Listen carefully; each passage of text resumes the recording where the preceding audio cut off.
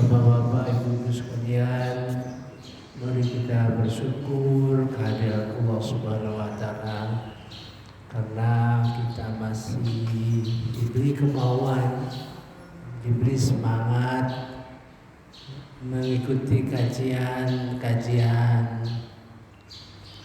nikmat yang diberikan oleh Allah Subhanahu wa Ta'ala itu sungguh besar. Selawat dan salam kepada junjungan Nabi besar Muhammad SAW.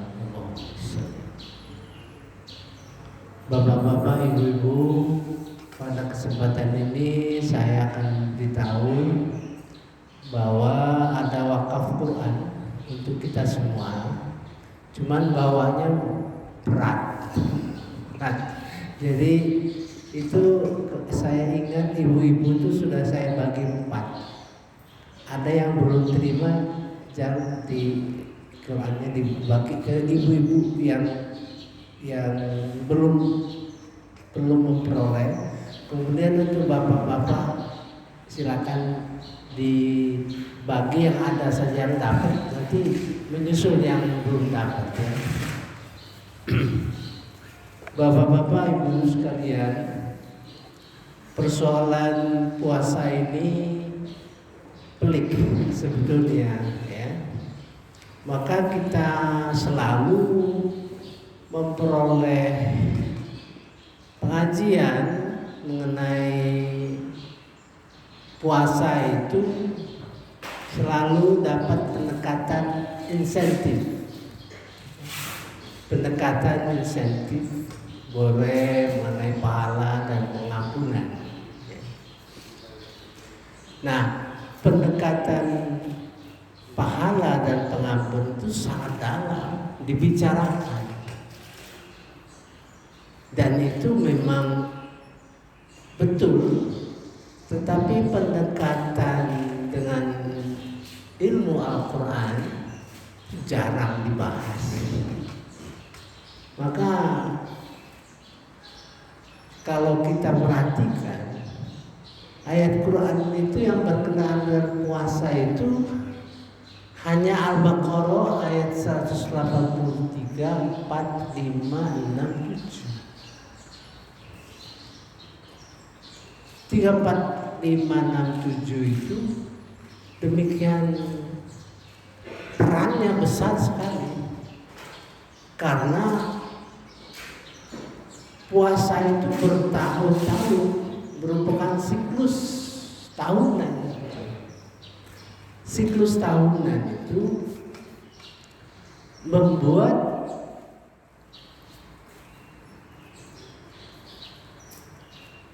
enam ayat itu penting bagi kita, gitu ya. Dan jarang dibahas secara mendalam, gitu. Nanti kita lihat ya,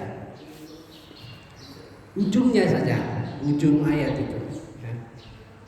Pertama, la'allakum tattaqun, agar kamu bertakwa. Berarti Allah tuh langsung bicara kepada kita.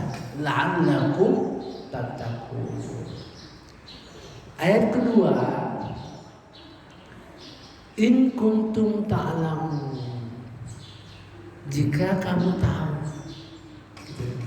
Jadi ada proses mengerti, paham betul. Kemudian ayat selanjutnya, wala'allakum tashkurun, mudah-mudahan kamu bersyukur. Kemudian la'allahum yarshudun, semoga kamu mendapat petunjuk. Yarshudun itu tinggi, mendapat petunjuk itu yarshudun. Kalau hidayah itu ditunjukkan saja. Nih, jalan. Misalnya saya mau ke masjid Nurul Iman, kata orang itu di dalam Pak, itu hidayah. Tapi kalau yang sudut Bapak mau ke sana, mari saya dampingi. Nah, ini tinggi sekali ya. Dan kembali di ujung ayat 167 itu kembali la'allahum yattaqun. Semoga mereka menjadi takwa. Jadi ada proses la'allakum tattaqun, la'allahum yattaqun. Mudah-mudahan mereka bertakwa. Jadi ada prosesnya ya. Nah, oleh sebab itu saya tidak akan membahas dengan pendekatan pala, dengan pendekatan ampunan. Itu secara umum sudah bertahun-tahun kita mendengar ya. Tadi kita mulai, tadi sudah kita awali dengan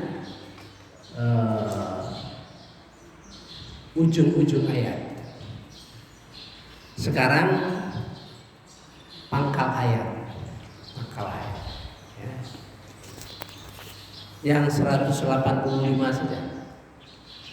A'udzubillahi minasyaitonirrajim. Bismillahirrahmanirrahim.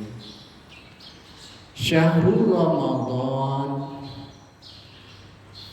bulan Ramadan yang selalu kita kalau ditanya bulan Ramadan itu bulan apa?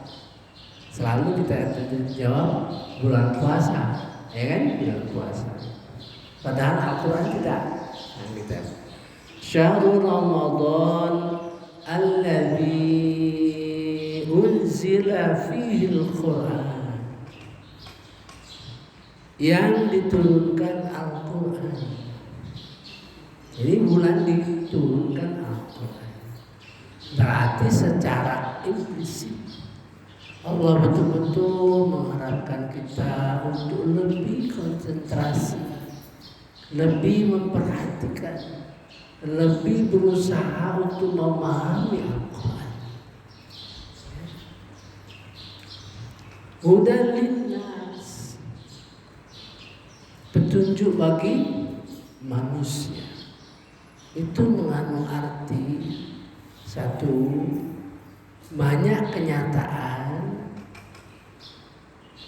orang-orang yang tidak percaya kepada Al-Quran, tidak percaya kepada agama Islam, masuk Islam. Menunjukkan bahwa Al-Quran itu bisa dipahami oleh orang-orang yang bukan Islam. Betul, ya. Seperti mu'alaf. Kemudian kelompok orang non-Islam yang membenci Islam, yang tadinya membenci Islam, maka dia jadi pembela Islam. Banyak Islam, ya. Banyak yang tadinya benci terhadap Islam, kemudian dia menjadi pembela Islam. Kemudian linnas, hudan linnas, berarti ada ayat-ayat Al-Quran yang berkenaan dengan manusia lainnya dan berkenaan dengan agama lainnya. Berkenaan dengan agama lainnya, mengenai Yahudi, mengenai Kristen dan lain-lainnya. Artinya kita harus mengkomunikasikan ayat-ayat tersebut kepada mereka. Mereka menganggap ya Al-Quran ini bohong, Al-Quran ini dibuat-buat oleh Nabi Muhammad SAW. Ya. Jadi ada kewajiban kita berdakwah.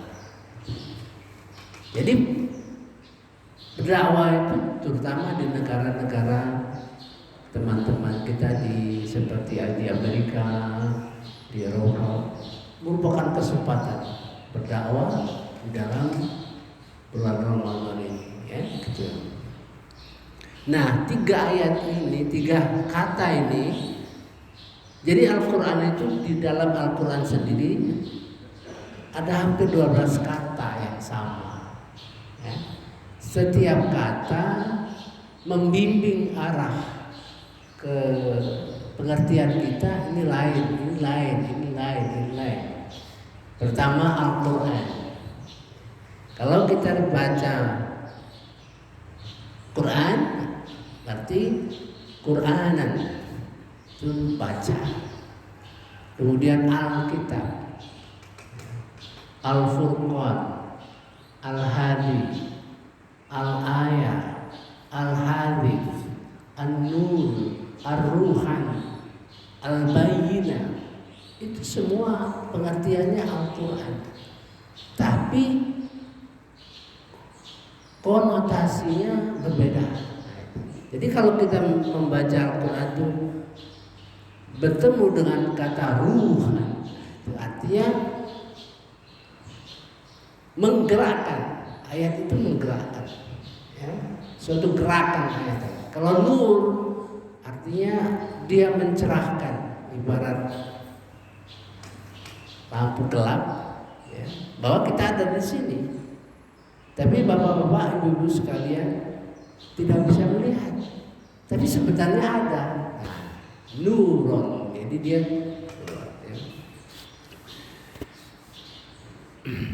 Saya baru paham, ya, ayat ini. Wa bainatin minal huda wal furqan. Ada 3 kata-kata yang berarti Al-Quran, Al-Bayan, Al-Hadi, Al-Furqan. Dijadikan satu, wa bainatin minal huda wal furqan. Saya baru paham mengerti maksud ayat itu setelah Profesor Dr. Maurice Bokir, orang Prancis yang memimpin penelitian mayat Fir'aun itu. Jadi mayat Fir'aun itu diminta tahun 70-an oleh pemerintah Prancis diterbangkan ke Paris untuk diteliti pakai paspor, ya, ada paspor sekarang itu. Setelah diteliti oleh Profesor Maurice Bokir sebagai ketua penelitiannya, nyatakan itu ada garam, ya. Kemudian teman-temannya berusaha jangan diberitahu orang Islam. Tapi Maurice Bokir bukan soal itu, ya. Dia tanya di Injil dan Taurat ada nggak berita mengenai tenggelamnya Fir'aun? Rupanya di dalam Injil dan Taurat ada berita mengenai tenggelamnya Fir'aun. Kemudian dia gelisah. Gelisah itu membuat dia rasa. Dia berangkat ke Mesir, ya. Dia berangkat ke Mesir menemui temannya di Mesir. Kemudian dia katakan, ini mayat ada garam, nah, gitu, ya. Kata temannya, ya kami sudah tahu karena dia tenggelam, gitu, ya, dia tenggelam. Terus dia tunjukkan ayat Surah Yunus ayat 92.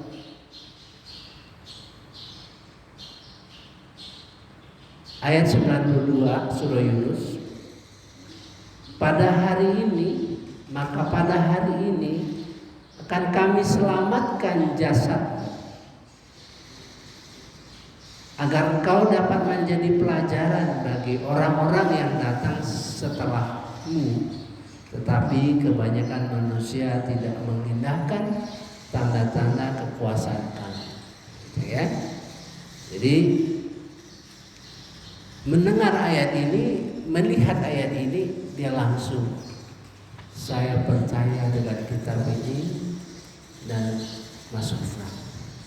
Jadi demikian orang-orang yang pintar itu, karena di Injil ada, di Taurat ada, kemudian di Quran lebih memberikan keyakinan sehingga mayat Fir'aun itu 4.000 tahun masih awet. Ya. Dia tenggelam di zaman Nabi Musa ke Isa itu 2.500 tahun. Ya. Nabi Muhammad ke kita sekarang sudah 14 abad, 1.400, kira-kira 4.000 tahun. Dan setelah diteliti, jadi kalau zaman Nabi Muhammad SAW, zaman-zaman sebelumnya, kisah mengenai Fir'aun itu sekadar berita, sekadar berita, ya namanya berita, ya untuk umat Nabi Musa mungkin orang tuanya yang menyaksikan mayat tenggelam itu diceritakan kepada anaknya. Anak cucunya mayat Fir'aun tenggelam. Nah, katakan ya, itu zaman Fir'aun. Kemudian zaman-zaman selanjutnya Nabi Musa, Nabi Isa dan selainnya hanya cerita. Nah, tahun 70-an baru setelah ilmu pengetahuan berkembang dan bisa mengadakan penelitian. Jadi Al-Quran itu akan tumbuh berkembang terus sepanjang ilmu pengetahuan berkembang. Jadi jangan khawatir kita. Semakin berkembang ilmu pengetahuan, semakin Al-Quran terbukti. Sekarang sudah banyak. Dan dia terus meneruskan penelitian menghasilkan buku ilmu pengetahuan menurut Al-Quran dan hadis, ya, menggetarkan dunia pada waktu itu, ya. Nah sejak itulah saya merasa wah ini bayina. Jadi dia garam itu bagi Maurice Bokir itu merupakan suatu yang mengarah ke dia, mengarah ke petunjuk. Akhirnya dia percaya, ya, masuk Islam, menjelaskan Al-Furqan, membedakan antara yang hak dan batil. Gitu. Nah, mengapa kita disuruh baca Al-Quran ini pada bulan puasa lebih intensif, ya? Bukan berarti hanya bulan puasa. Kalau saya tiap hari, ya, baca Quran itu tiap hari. Merenungkan, memikirkan itu tiap hari. Itu kalau yang sudah jadi. Kalau yang belum jadi ya mungkin intensif sekali baca Quran sampai, tapi belum tentu bacaan Quran itu. Jadi bacaan Quran itu ada 4 menurut saya, ya. Saya menemukan pengertian dalam Quran ini ada 4. Satu, Quranan artinya bacaan. Jadi orang membaca Quran bagaimana menurut mikrodnya, menurut tajwidnya, dia baca, ya, seperti itu. Kemudian tilawatan, membaca, paham, mengerti kita, nah, ya. Jadi kita baca seperti Syahrul Ramadan alladzi unzila fil Qur'an. Bacaannya bagus, hurufnya bagus, itu Quran. Tapi kalau kita mengerti artinya, tilawah, kita paham artinya, nih, itu tilawah itu. Ada lagi nuran. Nah, nuran. Jadi sesuatu yang gelap. Jadi kalau saya baca sebelum saya mengerti, seperti saya paham mengenai Maurice Bokir itu, ya, saya ngerti wa bainatin minal huda wal furqan. Ngerti saya, itu maksudnya Quran itu, hidayah itu ada penjelasannya sehingga kita bisa membedakan antara yang hak. Ngerti saya, itu tilawah. Tapi setelah Maurice Bokir membuat pengertian saya lebih dalam, itu jadi nur. nuran. Nuran. Nah, kalau ya hudan linnas, berarti di situ ada dakwah.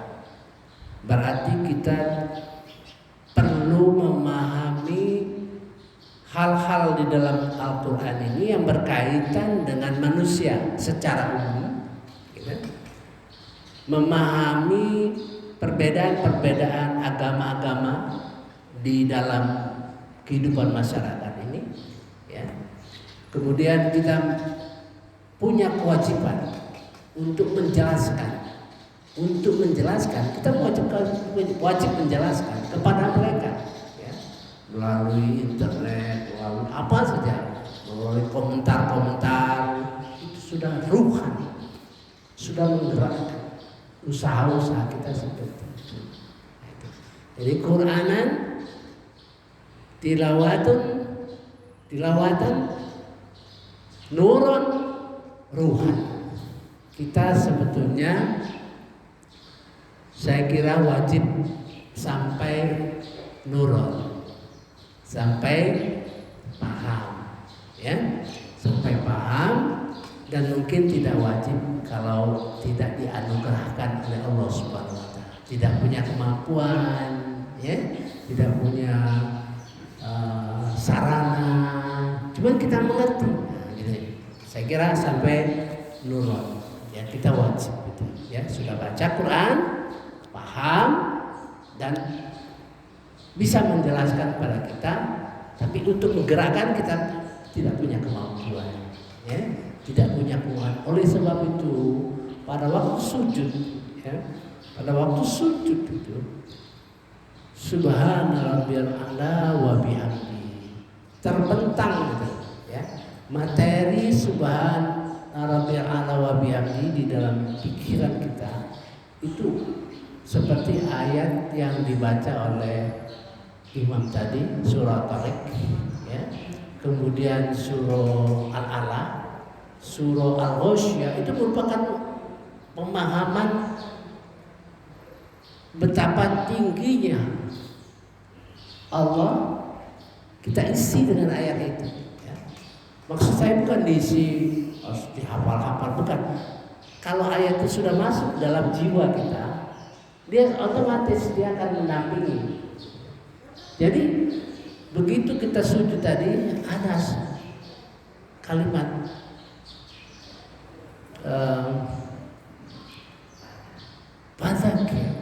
fadzakir inna fa'atil dzikra, jalan surah Al-Alaq. Jadi itu kewajiban Nabi Muhammad SAW menyampaikan, tapi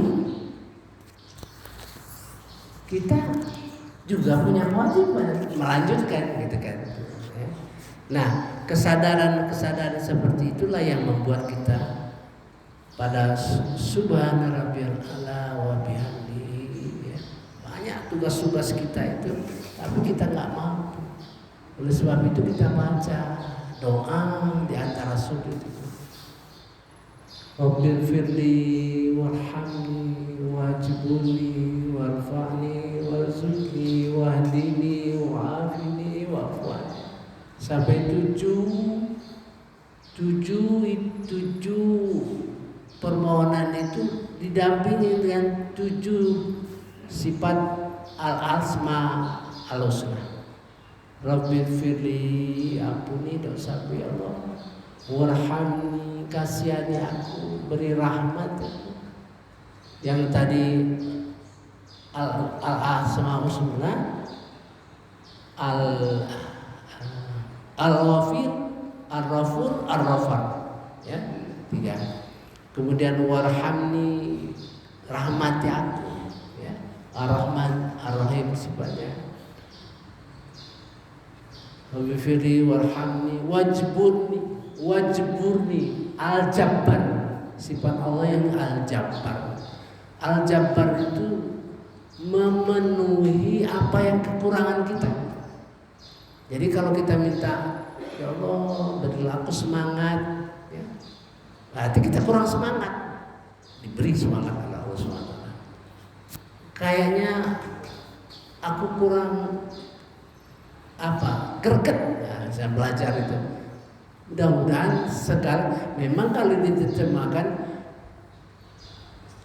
artinya itu kalau kita terjemahkan ya memang gak sesuai yang dengan dimaksudnya. Ya, wajibuni aja warfa'ni diangkatkan, angkat. Ya, warfa'ni diangkatkan artinya sampai pada ma'rifat. Kita sampai ma'rifat, ya, ma'rifat. Warfa'ni, warzukni, wahdini, tunjuki aku. Jadi di dalam Al-Fatihah ada nuansa kami, di dalam doa di antara doa sujud ada nuansa aku, ya. Ihdinas siratal mustaqim wahdini, wahdini, aku ada. Jadi dalam sholat itu ada unsur aku, ada unsur kami, ada unsur aku dan ada unsur kami. Nah itu kira-kira membuat kita sadar. Saya kira kita langsung dengan, jadi Al-Quran itu mengapa bulan puasa ini kita harus baca. Mudah-mudahan Allah memberi kemampuan kita untuk membaca baina. Sudah pasti baina setiap orang itu berbeda-beda. Pengalaman itu berbeda-beda, ya, tidak akan mungkin sama gitu, ya. Nah sekarang wala'allakum tashkurun. Kalau wala'allakum tashkurun itu kalau pengertian biasa, ya, orang-orang selalu sampaikan semoga kalian bersyukur. Jadi diartikan bersyukur itu kalau kita diberi rezeki, nah itu. Kalau kita bersyukur ya kita memanfaatkan rezeki itu sesuai dengan maunya Allah Subhanahu wa taala. Kalau kita diberi penglihatan, kita akan gunakan penglihatan itu sesuai dengan maunya Allah. Itu kan itu pengertian umum, ya. Tapi di sini di dalam pengertian yang teknis, dalam kamus bahasa Al-Quran itu ada 3.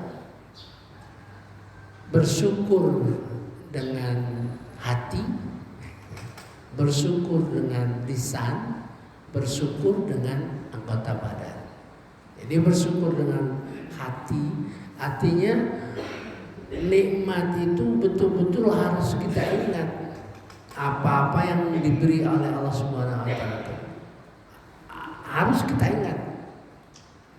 Nah, itu akan kita temukan secara keseluruhan nikmat Allah itu memberikan kepada kita itu dalam Quran. Seluruh nikmat-nikmat.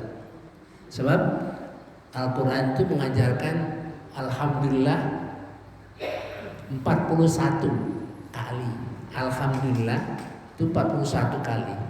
Berarti Allah itu mengajarkan kita bersyukur kepada Allah atas apa-apa yang diberitakan dalam Al-Quran. Nah, misalnya kita bersyukur dalam surah Kahfi. Ya, surah Kahfi, alhamdulillahilladzi anzala ala abdil kitab wa ja'al lahu iwaja. Itu mengapa Allah mengajarin kita seperti itu, ya kan? Gitu kan pertanyaan kita tuh. Alhamdulillahilladzi anzala ala abdihil kitaba wa lam yaj'al lahu iwaja. Ini satu saja. Jadi ajaran Allah Subhanahu wa taala itu menurut saya itu 33 substansinya. Kalau bahasanya ada 41. Alhamdulillah, alhamdulillahirabbil alamin wa bihamdihi lahul hamd. Itu alhamdulillahnya, ya. Berdimensi dunia akhirat. Ada yang disampaikan untuk dunia saat ini, ada berita nanti di akhirat. Jadi alhamdulillah itu ada dimensi dunia dan dimensi akhirat. Itulah yang saya maksud dengan mengucapkan alhamdulillah berdasarkan fakta. Jadi kita bersyukur kepada Allah itu faktanya begitu. Nah, gitu ya. Kemudian kita bersyukur kepada Allah Subhanahu wa taala, alhamdulillah emosi. Jadi emosi kita karena kita dapat rezeki, kita naik pangkat, kita ucapkan alhamdulillah kan, mendapat kebaikan dari teman-teman, alhamdulillah. Ada alhamdulillah yang di luar apa yang kita rencanakan.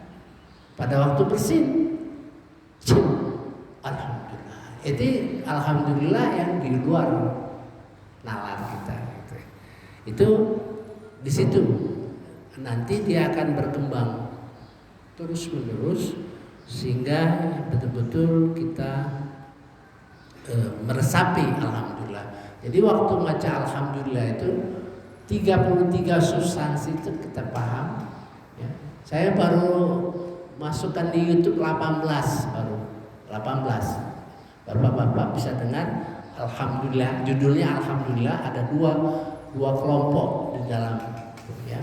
Bagaimana alhamdulillah itu betul-betul. Jadi waktu kita baca Bismillahirrahmanirrahim. Alhamdulillahirabbil alamin. Terbayang substansi Al-Qur'an itu. Betul-betul Allah itu memberikan kenikmatan yang luar biasa, ya. Terbayang kita sehingga timbul hati kita ini berkenaan dengan orang kajian tasawuf, timbul rasa cinta. Waktu kita membaca alhamdulillah itu timbul kita rasa cinta. Bismillahirrahmanirrahim. Alhamdulillahirabbil alamin. Cinta. Ar-Rahmanir-Rahim. Allah pengasih penyayang. Mudah-mudahan timbul rasa harap. Ya kan? Di dalam tasawuf itu kajian itu rasa harap, ya. Allah menjanjikan banyak hal yang dijanjikan Allah dalam Quran. Kemudian kita baca Maliki Yaumiddin.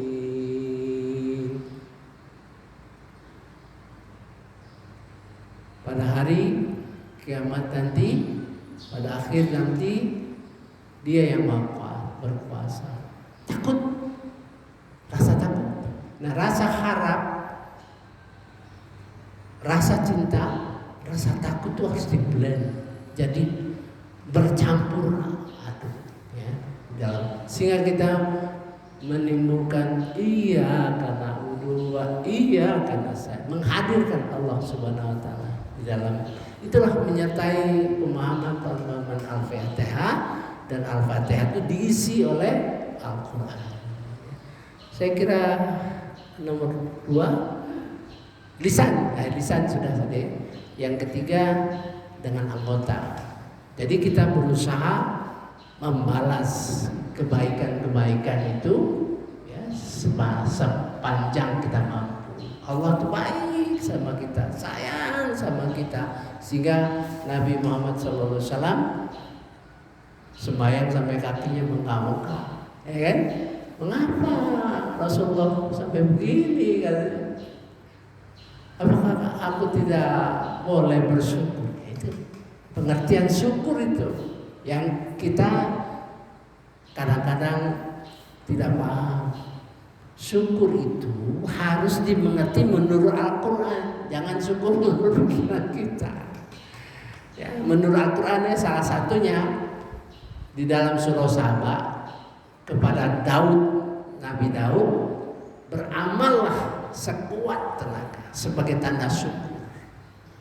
Jadi kalau kita ngurus masjid, urus betul-betul sehingga masjid ya, tanda syukur kita betul-betul masjid kita menjadi masjid yang baik. Nah, kira-kira. Kalau kita mengurus anak yatim, betul-betul kita urus anak yatim itu sehingga betul-betul bermanfaat. Kalau kita mengajar Quran, betul-betul kita kaji Quran itu, ya, tiap hari, tiap malam, nah, kata, sehingga nanti itulah tanda syukur kita, ya, salah satu ya. Saya kira sampai di sini kita cukupkan ya. Lihat intinya, kok Pak Malin ini nggak bicara puasa, ya. Yang selalu kita bicarakan di dalam puasa berkenaan dengan pahala dan pengampunan, ya. Itu jangka pendek, ya, jangka pendek. Sedangkan berpuasa itu jangka panjang, dan dia terkait dengan tingkatan takwa.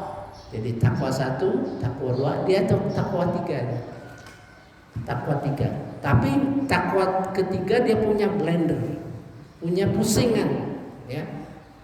Kalau naik ini walaupun jadi saya gambarkan sebagai garis lurus ya. Takwa 1, takwa 2, takwa 3. Nah, pada waktu takwa 3 ini terjadi peningkatan.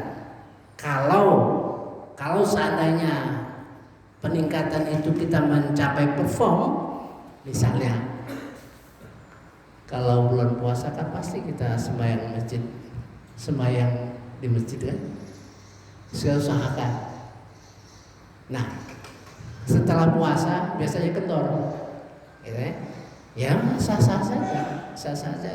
Tapi bagi orang-orang yang sudah pakem bulan puasa ataupun tidak bulan puasa, dia tetap sholat 5 waktu ke masjid. Nah, itu gambarannya. Jadi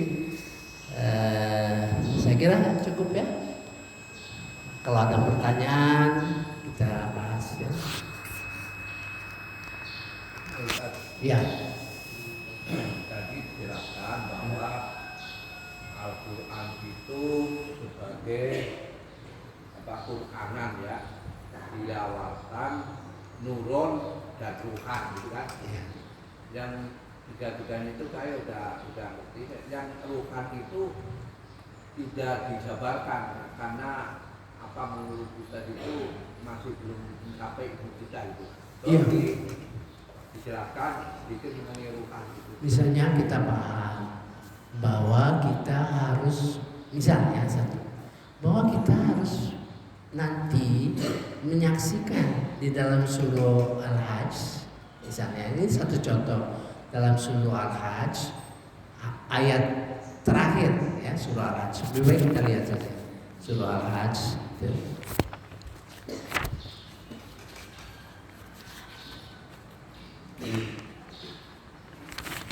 Nah, surah Al-Hajj ayat terakhir.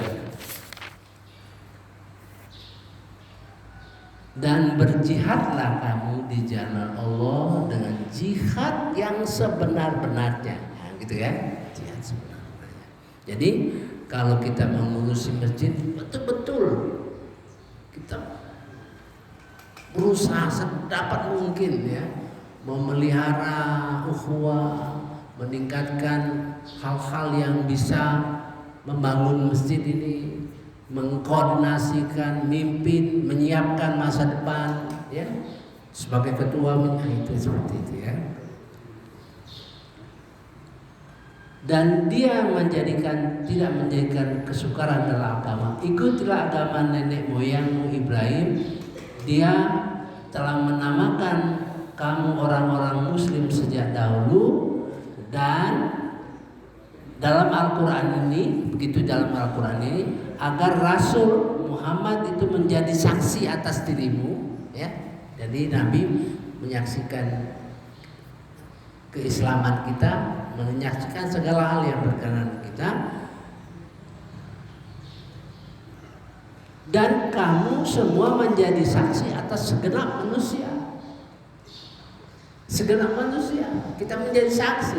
Nah, itu kan tidak mudah, ya kan? Harus punya ilmu, harus punya kemampuan menjadi saksi, harus bergaul sama mereka, harus mengajak mereka yang tadinya kafir menjadi Islam, gitu, kira-kira begitu. Nah, itu ruhan.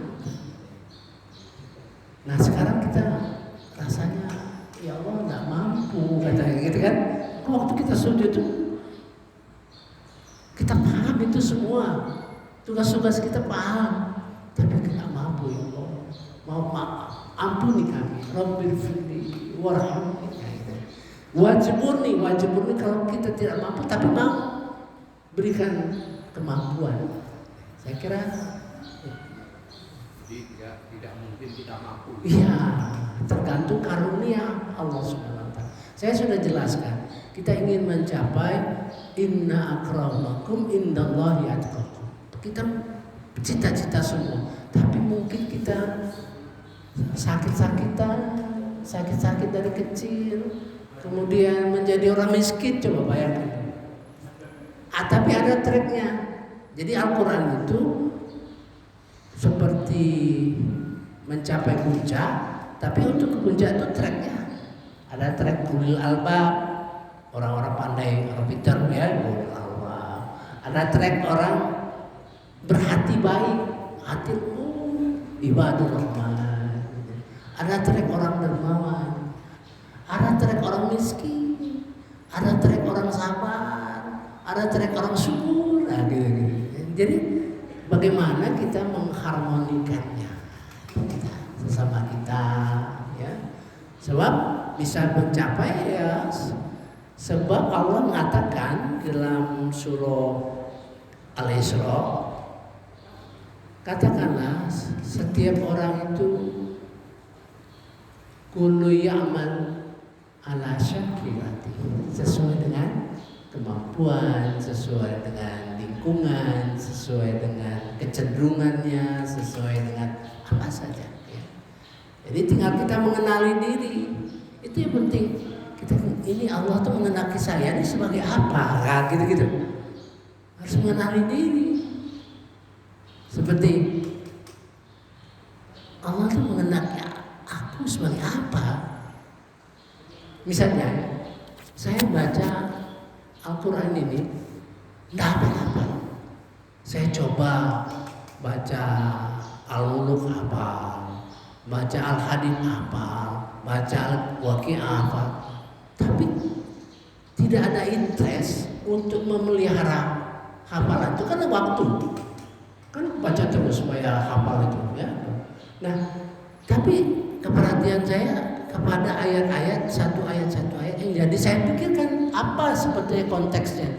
Jadi nggak hafal-hafal sampai lah, ya Allah pengen aku nih hafal ya Allah. Enggak, kamu nggak boleh, enggak di untuk hafal enggak. Kita begitu. Nah, kita berdialog sama Allah Subhanahu. Itulah yang ma'rifat. Ma'rifat itulah ma'rifat ya. Jadi menggerakkan hati kita untuk berkomunikasi dengan Allah Subhanahu wa taala. Cuman caranya beda. Gitu ya. Seperti yang saya ini kalau ceramah di masjid yang perlu saya upload itu saya rekam, baru masuk upload. Pada satu saat lupa, ya. Bagi saya lupa itu nggak marah saya. Ini pasti saya ada sesuatu ini yang saya harus pelajari. Ternyata setelah saya renung-renung yang saya bicarakan tadi ternyata ada yang kurang. Nah, jadi itulah ma'rifat itu. Bahwa tidak ada sesuatu yang terjadi di kita itu tanpa sepengetahuan Allah Subhanahu wa taala, tanpa seizin Allah. Apapun pertemuan apapun ya. Saya kira cukup ya. Gitu, mudah-mudahan iya Pak.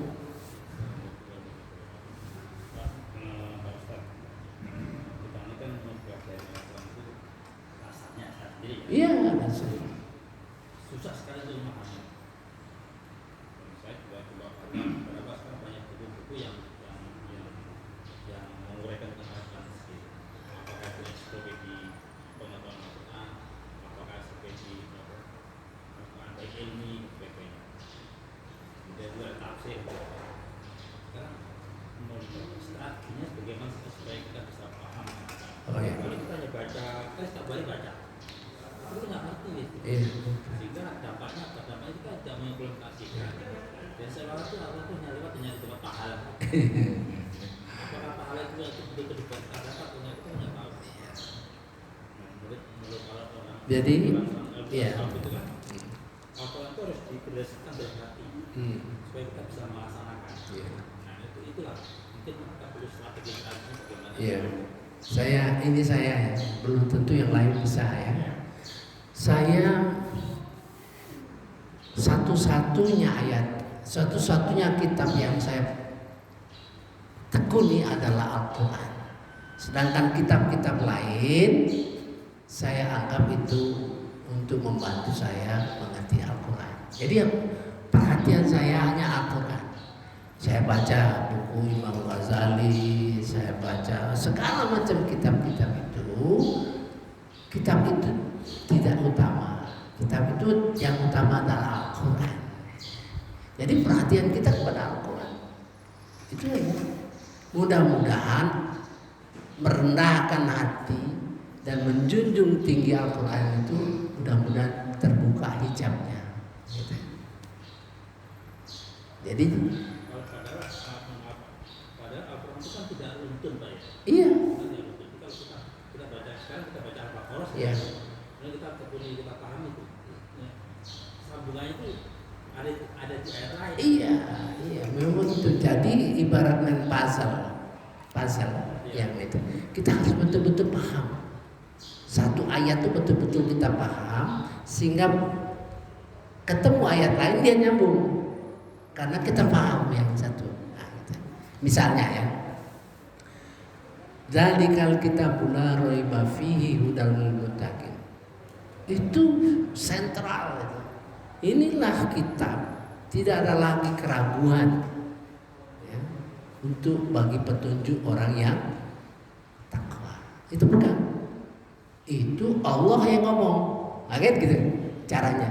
Itu Allah yang ngomong. Ya, sudah pasti. Tapi bagaimana sikap saya melihat ayat-ayat lain? Nah, gitu. Bahwa ayat itu tidak laku. Misalnya, ya, saya kasih contoh yang sederhana saja. Dzalikal kitabul la raiba fihi hudal muttaqin. Ini ayat ini tidak ada keraguan lagi bagi orang-orang. Berarti seluruh ayat-ayat Quran, ya kan gitu. Kan kita ketemu misalnya surah Toha diceritakan bahwa sungguh kami telah pesankan kepada Adam dahulu, tetapi dia lupa dan kami tidak melihat kemauan kuat dalam dirinya, gitu kan? Allah bilang begitu. Ini apa konteksnya pada kita? Ada gitu. Pasti Allah itu menceritakan Adam itu lupa, Adam itu tidak punya kemauan. Langsung kita bagaimana sikap kita? Gitu. Sebab yang di awal tadi ayat itu betul-betul jadi pegangan kita, petunjuk bagi orang-orang takwa. Nah, kita mau ayat ini. Kalau gitu bisa mengerti gitu. Nabi Adam saja lupa, tidak punya kemauan kuat, apalagi kita. Betul, bisa salah itu. Jadi kalau saya tidak mau lupa, saya tidak mau seperti ini ya. Dan insya Allah kita punya kemauan kuat, nah gitu. Nah, jadi begitu. Ayat di atasnya nih, perhatikan. Wa qur rabbi zidni ilma. Ini Nabi Muhammad disuruh berdoa minta ilmu. Berarti aku harus, supaya tidak lupa, aku harus berilmu. Nah, gitu kan? Minta kepada Allah ilmu pengetahuan. Rabbi zidni ilma warzuqni fahaman. Mudah-mudahan karena ilmu terus kita pelajari, tidak akan lupa. Gitu. Jadi ayat itu ada yang negatif, ada yang positif. Berdialoglah dengan isi Al-Quran. Insya Allah. Ya, insya Allah. Mudah-mudahan Allah memberi ilmu kepada kita. Dan Jadi jangan dijadikan kitab-kitab itu utama. Itu yang salah tuh. Jadi Al-Quran ini ya, sebetulnya ada yang ahlinya mengenai akhlak, ya kan kita. Jadi mengajar Al-Quran dari akhlak, mengajar Al-Quran dari sejarah, mengajar Al-Quran dari tauhid, mengajar Al-Quran dari apa? Al-Quran semua. Jadi ini yang diletakkan utama. Mudah-mudahan Allah menguatkan kita. Nabi aja Pak, Nabi aja bisa dipengaruhi setan ya. Diceritakan dalam surah Al-Hajj 52, 53, 54 kan. Nabi aja bisa disesatkan setan Pak, apalagi kita. Jadi kalau orang memahami sesuatu yang kira-kira bertentangan, itu bisa setan itu. Ini pesan Allah kepada kita ya. Jadi harus betul-betul meresapi kepada kita ya. Oh Nabi begitu, nah gitu kan. Cara kita berpikir begitu. Dan kami tidak mengutus seorang rasul dan tidak pula seorang nabi sebelum kau Muhammad, ya, sebelum kaum Muhammad, ya. Melainkan apabila dia punya keinginan merumuskan, katakan Nabi itu kan baca Quran, dia merumuskan kan sehingga keluar hadis, keluar petunjuk, itu kan dari Al-Quran. Melainkan apabila punya keinginan, setan pun memasukkan godaan ke dalam keinginannya itu. Jadi setan menggoda masuk dalam keinginan itu, tetapi Allah menghilangkan apa yang dimasukkan setan itu dalam kajiannya itu. Jadi kita bisa masuk kesetanan Pak, ya kan? Nabi lagi. Tidak ada lain, kita berlindung kepada Allah Subhanahu wa taala. Jadi bisa saja orang menafsirkan ayat Quran ini sudah masuk unsur setan. Oh, pasti. Nabi lagi gitu, aku lagi kita. Nah itu, saya kira mudah-mudahan Pak ya bergerak terus. Bapak percayalah, saya menyelesaikan dua doktor itu. Selesai 2 doktor itu untuk memahami Al-Quran itu jauh lebih berat daripada menyelesaikan 2 doktor itu. Sebab kalau kita menyelesaikan satu disertasi ya, kita membuat hipotesa, kita membuktikan hipotesa ya. Kalau Al-Quran sepanjang kita baca, hipotesa muncul terus Pak, muncul terus gitu. Nah saya maaf nih ya, bukan berarti Pak Marni bertentangan dengan ayat 4 ayat itu bahwa siapa yang mau itu dimudahkan oleh Allah. Ya dimudahkan Allah, bukan mudah, dibantu oleh Allah, didampingi oleh Allah Subhanahu wa taala. Itu jadi mudah. Kalau kita sendiri, ya contohnya orang-orang kafir yang mau menjatuhkan Al-Quran. Jadi orang kafir itu yang memusuhi Islam itu 2 dia. Kalau tidak menjatuhkan Nabi Muhammad, dia menjatuhkan Al-Quran. Itu aja usaha mereka itu.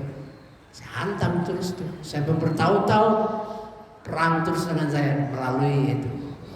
Ada seorang yang memang getol, dia sebetulnya dia menarik saya. Jadi kalau kita kena kuat-kuat itu bisa tertarik Pak, sungguh itu.